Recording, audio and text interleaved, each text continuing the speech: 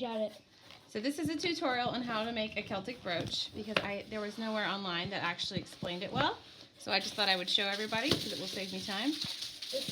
You have to start off with foil that's not, it doesn't look like this, and since my kids were playing with this, they'll just have to keep playing with it.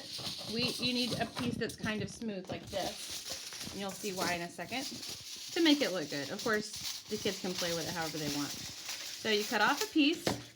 Doesn't really matter how big it is, but around this big is best. You want the shiny side down and try to keep it from wrinkling too much.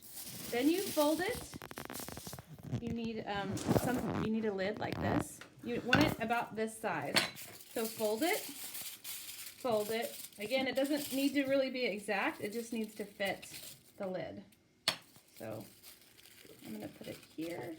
Again, I just want to keep that shiny side down and try not to wrinkle it too much as I'm doing this. Okay, so it will look like that. As you can see, it's still very... Hey, please don't do that. So that's it wrinkles up very easily, so just be careful. So then I'm going to take the lid, put it in here, and smush it down. Make sure it's in the center. Smush it down, particularly on the sides, like that. Doesn't take really long. That's one of the hardest parts.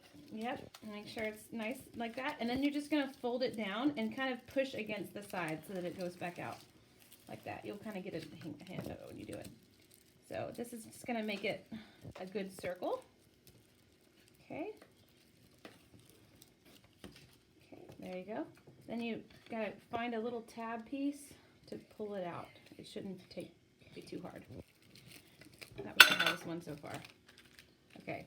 So the more you mess with this, the less flat it's going to get. Okay. Then you take a piece, any kind of Celtic drawing. I just got this off from Google. And thank you. And then all you do is you press down. You can just use a pencil. The sharper the thing is, the more likely it's going to rip your paper. So a pencil works really good. And you can press down pretty hard as long as it's not going to rip the paper. The harder you press, the better the shape will be.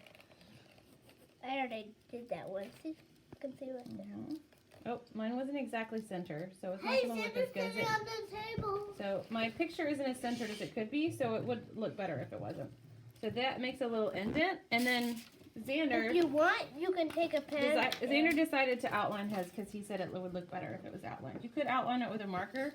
But the point is that it's actually etched into, got it. It's actually etched into the thing. Then you just put a pin on the back of it and they can wear it.